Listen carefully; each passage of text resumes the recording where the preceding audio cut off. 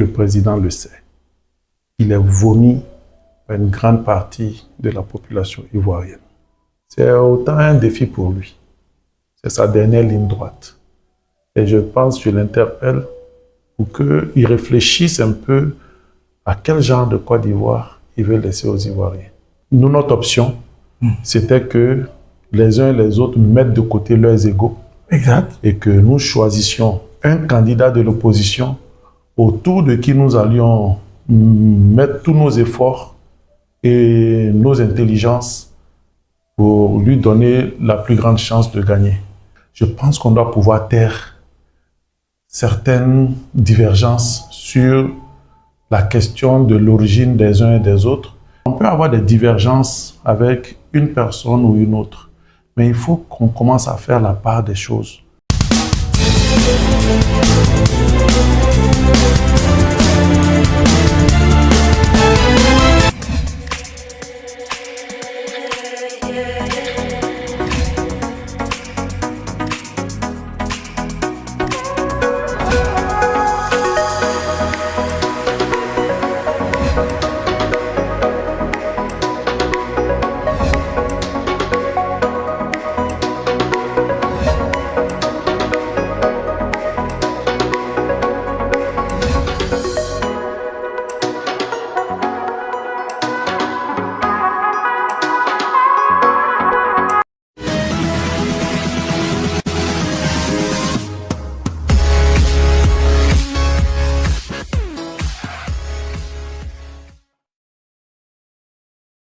Jeudi 6 novembre 2025, nous sommes ici à Abidjan et nous sommes avec Dr Mansa Ousmane Camara.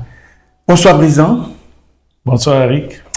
Après, je dirais, notre dernier entretien, vous avez appelé l'ensemble de l'opposition à former qu'un seul, derrière une seule personne pour aller aux élections présidentielles. Je ne pense pas que vous avez été entendu. Quelle est votre analyse?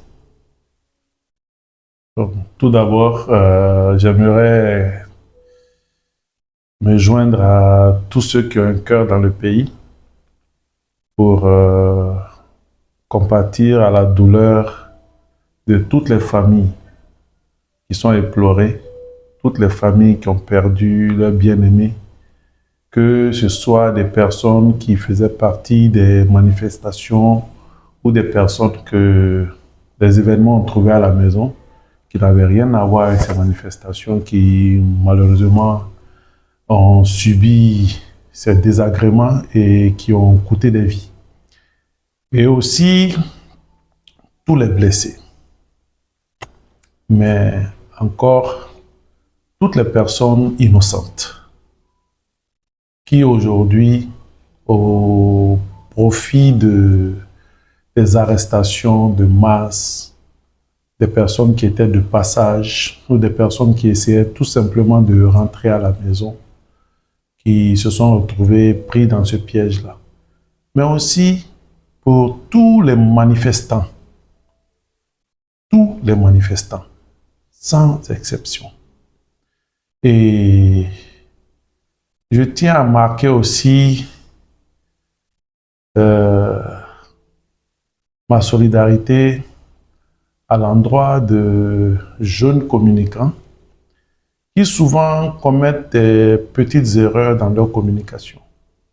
Mais moi, je continue de croire que nous avons tous nos idées de la démocratie, de la vie en société, comment la Côte d'Ivoire devrait être. Alors, on peut avoir des divergences avec une personne ou une autre, mais il faut qu'on commence à faire la part des choses entre l'opinion des gens, qui est leur droit, et des crimes. Je suis foncièrement pour le respect de la liberté d'expression.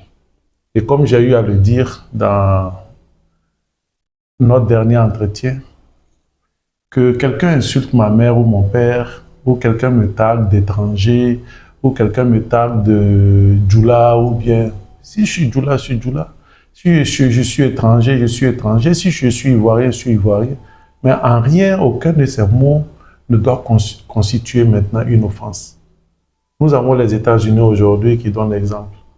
Voilà, avec l'élection de Ramdani comme maire de la ville de New York. Pour nous autres qui avons vécu un peu aux États-Unis, et surtout moi qui ai vécu à New York, mais New York, c'est une ville qui a été construite depuis toujours par les étrangers et la grande majorité de la population de New York est étrangère. Alors, pour une ville que nous lorgnons en termes d'exemple de développement, pour un pays cosmopolite comme la Côte d'Ivoire, je pense qu'on doit pouvoir taire certaines divergences sur la question de l'origine des uns et des autres et surtout sur qui est ivoirien du nord, du sud, du centre, de l'ouest. Ces notions-là doivent disparaître. On doit parler des Ivoiriens comme une nation. Mais pour arriver là, il faut que les pouvoirs publics comprennent que ils sont au service des populations. Ils ne sont pas leurs tortionnaires, ils ne sont pas leurs bourreaux. Mais de plus en plus, c'est ce que nous ressentons tous, dans notre grande majorité.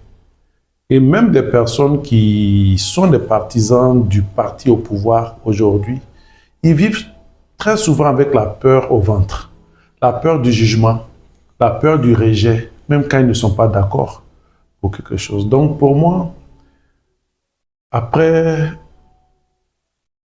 cette élection, et bien entendu, pour répondre à ta question, nous comprenons la profondeur de la division qu'il y a en Côte d'Ivoire.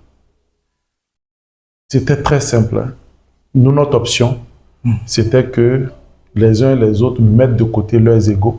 Exact. Et que nous choisissions un candidat de l'opposition autour de qui nous allions mettre tous nos efforts et nos intelligences pour lui donner la plus grande chance de gagner. Et vu comment les élections se sont déroulées, avec le taux de participation visible, et j'insiste là-dessus, visible, entre ce que nous avons vu et ce qui est annoncé, à mon sens, il y a une grande différence.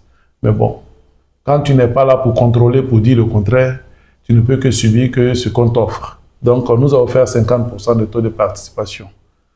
Pour moi, ce n'est pas fameux pour une démocratie qui se dit être en bonne santé. Donc ça, déjà, ça doit interpeller les pouvoirs publics. Deuxièmement,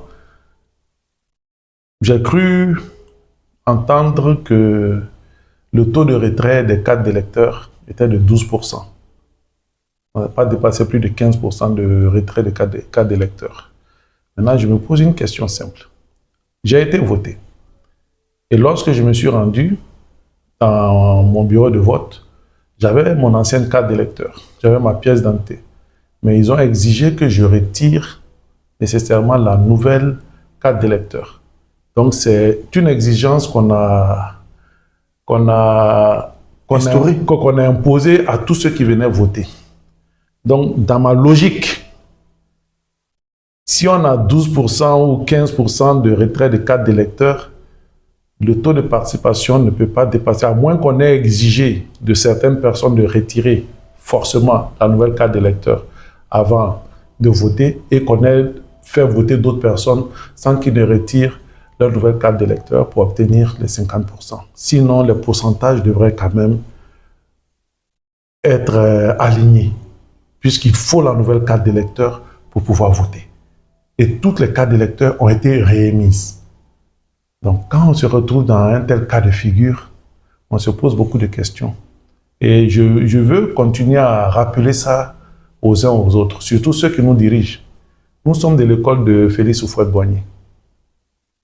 Nous avons connu une très bonne formation pour la plupart d'entre nous. En tout cas, pour ce qui concerne nous, notre génération, et ceux qui sont venus avant nous. Et je n'en dis pas plus.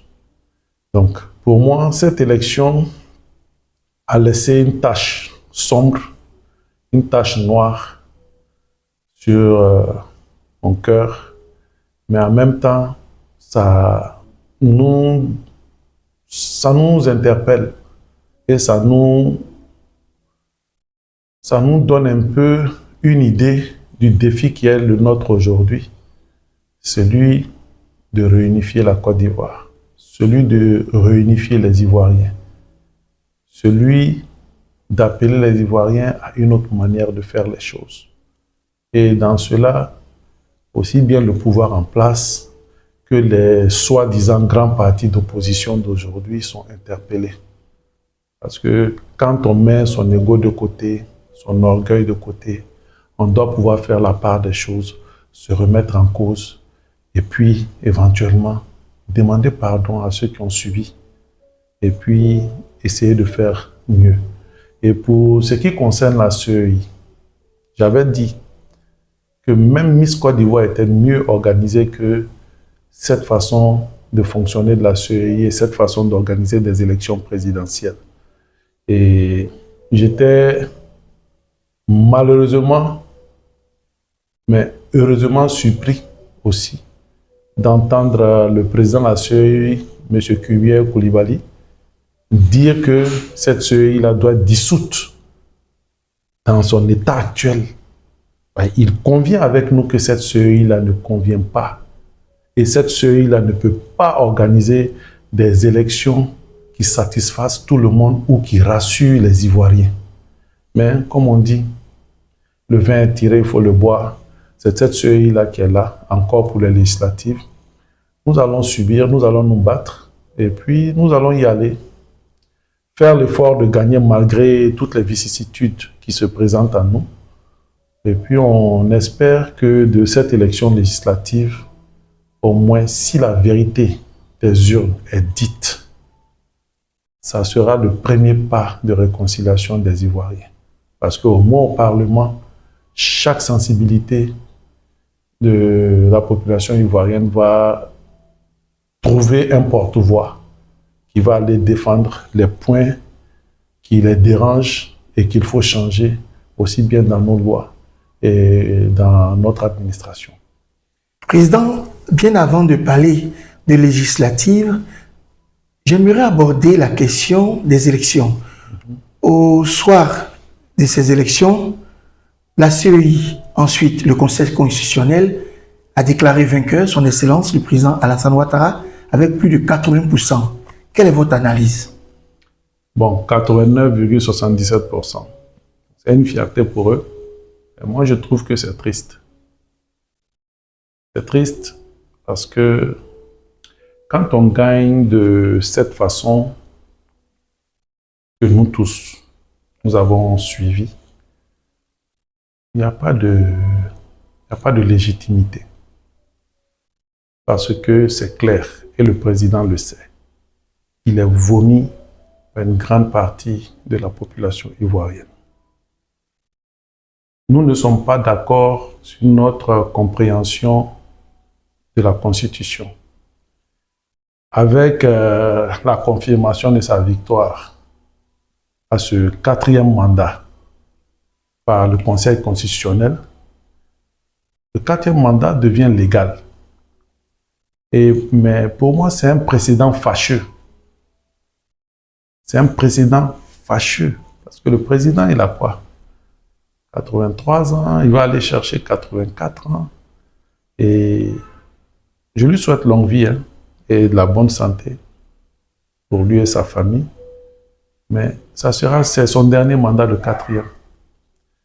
Maintenant, quand lui, il a fait 4, qui nous dit que le prochain président après lui ne va pas vouloir changer la Constitution et en faire 4 aussi. En fait, il vient d'ouvrir une porte qui va être difficile à refermer. Et qui nous dit que le prochain président ne va pas juste faire sauter la limitation des mandats. Encore, quand c'est un bon président, c'est supportable. Mais si nous nous retrouvons devant des criminels, et nous voyons bien qu'en Afrique, il y a des criminels qui arrivent au pouvoir, alors ça sera l'enfer pour ce pays. Et c'est pour ça que j'en suis vraiment triste. Ce n'est pas le score. Quand on gagne avec 89%, 89,77%, avec des candidats qui ont 3,09, 2,42, 1,97 ou 1, quelque chose, c'est pas honorable. Et puis qu'on sait que tout simplement, ceux qui avaient la taille, ils ne sont pas partis. eux-mêmes, ils peuvent le noter. L'effervescence de leurs propres partisans était assez tiède comparé aux autres élections passées. Comparé à 2010, 2011, comparé à 2015, le président doit bien voir que l'effervescence baisse au fur et à mesure dans son propre camp, à plus forte raison dans le reste de la population. C'est autant un défi pour lui. C'est sa dernière ligne droite. Et je pense, je l'interpelle pour qu'il réfléchisse un peu à quel genre de Côte d'Ivoire il veut laisser aux Ivoiriens. À quel genre de Côte d'Ivoire il veut laisser à ses propres partisans. Parce que s'il va et il laisse un pays divisé, je suis triste de le dire, mais tous ces efforts dont il est fier risquent d'être réduits à néant. Parce qu'en général, c'est ça. Si tu construis sur des fondations molles, ne t'étonne pas de voir le bâtiment chuter demain. Tout simplement, et ton travail devient zéro. Donc 89,77%, c'est bon. Mais je pense que ceux qui l'ont rejeté, ce n'est pas le pourcentage. Le vrai taux de participation, si c'est même 50% de participation, c'est peu pour un président qui dit qu'il a fait émerger la Côte d'Ivoire. Et je pense qu'il a beaucoup de travail à faire, à convaincre le reste d'entre nous qui croyons encore dans le changement par les voies démocratiques. Président, je suis amené à vous demander, au sortir de ces élections, nous rentrons de plein pied dans les législatives. Quelles sont vos perspectives pour l'ANG? Pour l'ANG, nous aurions souhaité vraiment présenter un certain nombre de candidats dans plusieurs localités. Mais vu la précipitation dans laquelle cette CEI, mais pas que cette CEI, tous les parlementaires, qu'ils soient du PPACI, qu'ils soient du PDCI, qu'ils soient indépendants ou du RHGP, ils ont pris la décision, selon l'honorable Sali Tchomoko en 2023, de rapprocher la date des élections législatives à décembre. Donc, ils le savaient tous. Il n'y a que nous, la population, qui ne savions pas. Jusqu'à ce que la CEI nous l'annonce et que Sali Tchomoko vienne nous éclairer sur un plateau télé. Nous sommes obligés d'aller avec ceux qui sont prêts. Et j'aurais honnêtement souhaité que nous allions avec le logo de notre parti, pour que nous puissions compter de façon globale tous nos élus. Mais malheureusement, nous sommes dans un pays qui marche à l'envers. Pourquoi je dis qu'il marche à l'envers? Les autorités nous exigent de remplir certaines conditions, on mène des démarches, on dépense de l'argent. Mais comment vous comprendre que depuis plus de 5-6 mois que nous avons déposé notre dossier pour obtenir notre agrément de parti politique, jusque-là, rien n'est signé. Et je ne parle même pas de l'agrément. Le simple récépissé des dépôts qui devrait être automatique. Tu déposes, ton dossier est complet, ça répond aux critères qui sont exigés par l'administration. On te délivre un récépissé pour dire que tel groupe a déposé un dossier, que ce soit une ONG, un syndicat ou un parti politique. C'est quelque chose qui doit être automatique. Jusque-là, le simple récépissé des dépôts n'est pas signé. Et aux dernières informations, il paraît que c'est le ministre de l'Intérieur lui-même qui les signe. Et il y a des centaines de récépissés de dépôts qui traînent, qui ne sont pas signés. Donc, on vient comprendre que quelqu'un s'empresse d'arrêter des gens, des manifestants. On a le temps, en tant que ministre, d'aller se battre avec des amis du parti, d'une circonscription pour être député, pendant qu'on est déjà ministre. On ne finit pas son travail de ministre. On n'a pas assez de temps pour faire son travail de ministre. Maintenant, on veut être député aussi. Il faut qu'on nous prenne au sérieux. Il faut que ces gens apprennent à respecter leur rôle, leurs responsabilités. C'est une obligation pour les fonctionnaires de faire leur travail. C'est pour ça qu'on les paye. Le ministre reçoit un salaire, il a des avantages chaque mois. C'est pour faire son travail de ministre. Et notre récépissé de dépôt, je profite pour le dire, notre récépissé de dépôt, celui des populations, celui des ONG, celui des syndicats, c'est un droit. Ou bien vous décidez que vous ne signez plus, vous l'annoncez officiellement, ou bien vous signez nos documents, vous nous libérez. Honnêtement. Donc aujourd'hui, il nous impose, dans le nombre que nous serons, d'aller en tant que candidat indépendant, alors que nous avons notre parti politique. Donc aujourd'hui, nous allons à cette élection législative de façon sereine. Nous aurions aimé avoir des échanges avec d'autres partis politiques, notamment le PDCI, le PPACI, le FPI et bien d'autres, pour qu'ensemble on puisse, de façon intelligente, faire un nouveau découpage du pays entre nous, selon là où les uns et les autres sont forts sur le plan local, et puis partir tous unis derrière des candidats bien donnés. Mais connaissant les Ivoiriens, avec l'égoïsme des uns et des autres, l'égocentrisme des uns et des autres, et la suffisance des uns et des autres, parce qu'ils seraient les grands et les autres seraient les petits. Nous ne nous attendons pas à mieux.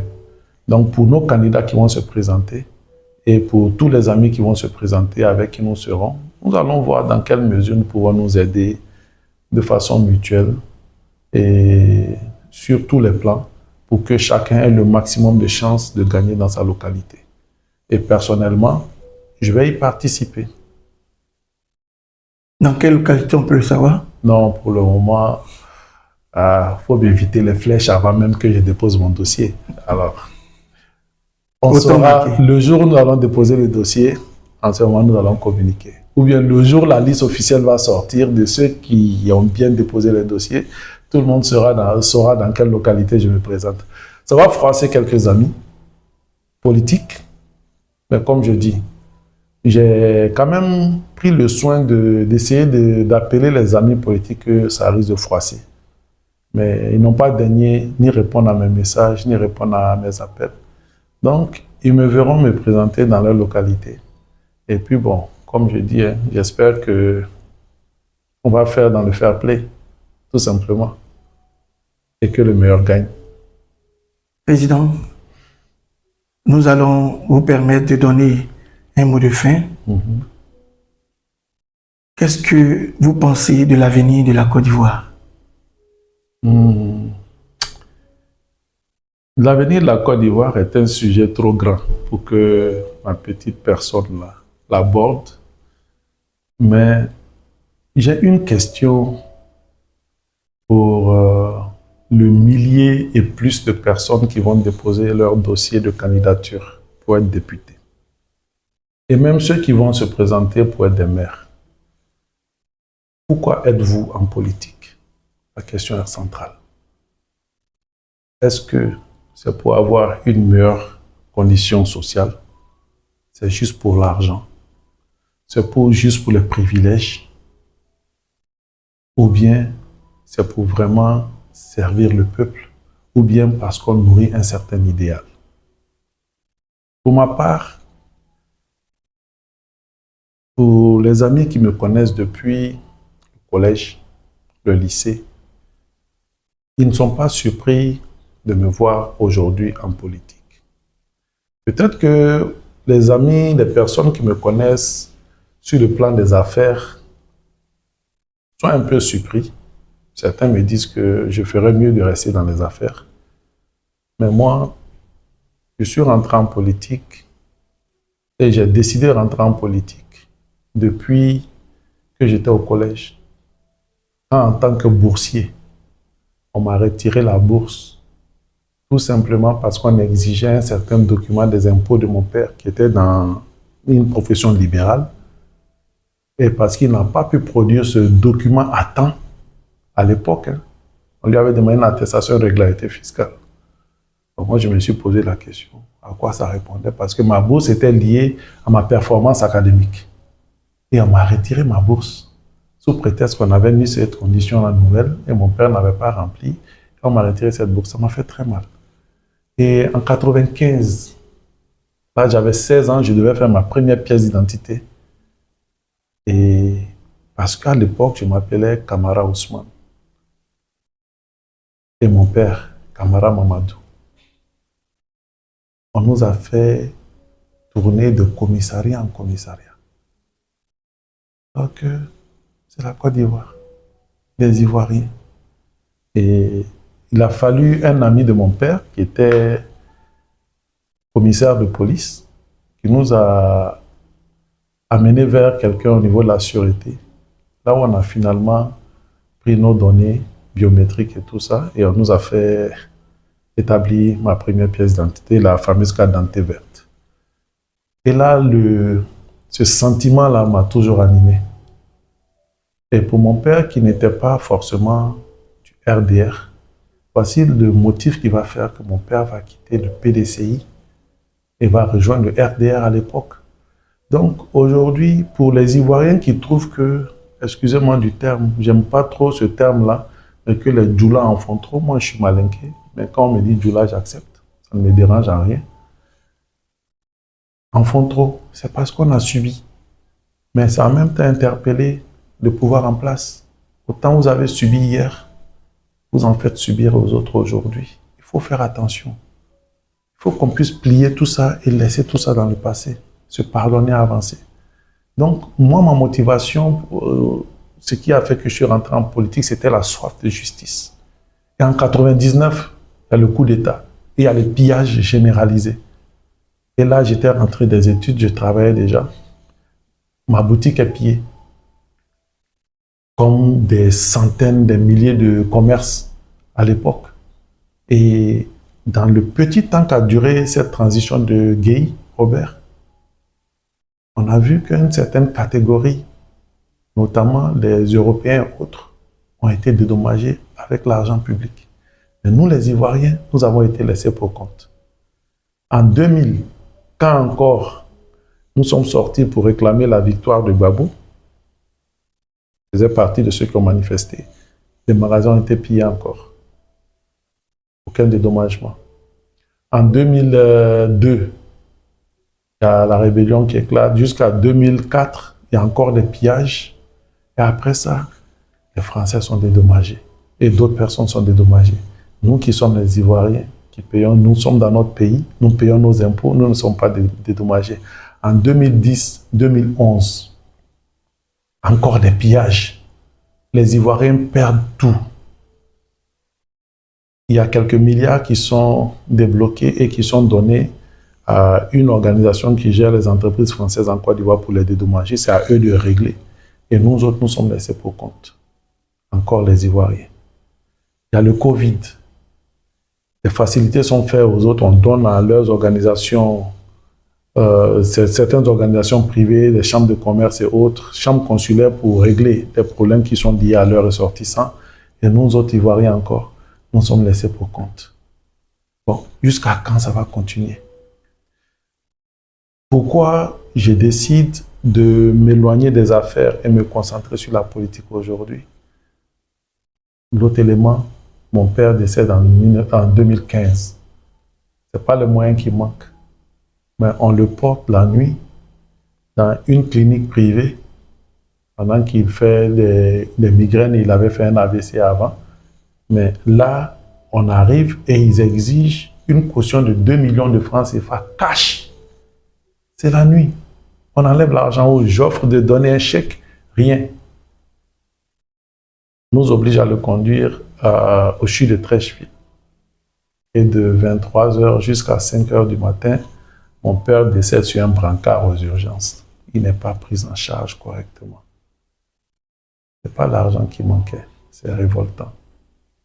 Dernièrement, je fais un accident de la circulation. Un jeune homme en patin à roulettes vient percuter ma voiture. Il est blessé gravement. En 30 minutes, à appeler les sapeurs-pompiers, aucune réponse. J'utilise le kit de secours de ma voiture pour faire les premiers pansements. Je le conduis à l'hôpital général de Makori. On arrive aux urgences et on me fait asseoir sur un banc quelqu'un qui saigne abondamment. On me demande d'aller payer d'abord le ticket à la rentrée, avant qu'on le reçoive. Je viens avec le ticket, les médecins sont assis là, les infirmières sont assis là. J'ai dû crier pour qu'on le prenne.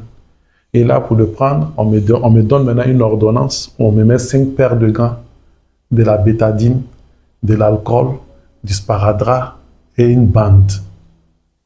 Il n'y a pas ça dans l'hôpital général de Marcory quand quelqu'un vient en urgence. Alors je sors là, je vais à la pharmacie de l'Hibiscus qui était ouverte et là j'achète en grande quantité, j'achète une grande bonbonne, bétadine jaune, rouge, j'achète un grand paquet de coton, un paquet de bandes et de sparadrap avec un paquet de gants, de 100 gants ou je ne sais pas combien. Je viens, j'offre. Au moins pour que la prochaine personne qui va arriver ce jour-là ou le lendemain, on ne demande pas à son parent d'aller chercher. Voici l'état des lieux. Ça, ce sont nos vécus. Et ce n'est pas de la propagande. Est-ce que c'est les moyens qui manquent? Quand on regarde le budget qui est passé à 17 000 milliards. Quel travail ces députés-là font? Ils doivent faire le contrôle de la gestion de l'État.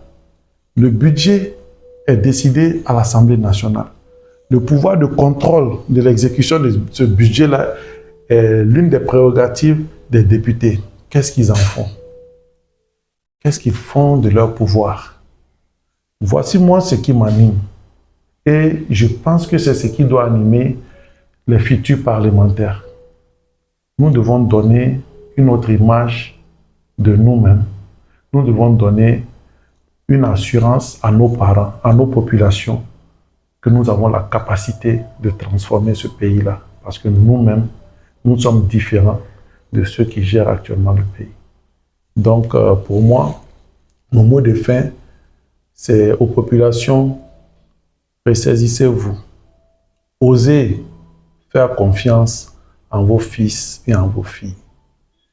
N'attendez pas que vos fils et vos filles qui ont le bon cœur, qui sont vraiment engagés, viennent vers vous et souffrent de ce que vous leur réclamez de l'argent. Parce que cet argent que d'autres politiciens viennent vous partager, vous ne savez pas où ils tirent ces sommes-là. Ce n'est pas leur salaire. Et ce n'est même pas honnête. Et après, ils viennent acheter vos âmes et ils en font ce qu'ils veulent pendant 5 ans. Il est temps que vous fassiez fi de l'argent en politique. Permettez à vos fils, à vos filles qui ont la capacité et qui ont le cœur pour vous aider et qui ont le cœur à se battre pour vous, d'aller au Parlement parce que c'est là que va s'exercer le vrai pouvoir, le contre-pouvoir en Côte d'Ivoire. Je vous remercie. En attendant de vous accompagner pour le dépôt de votre candidature, je dis à très bientôt. Merci, Dr. Eno. Merci.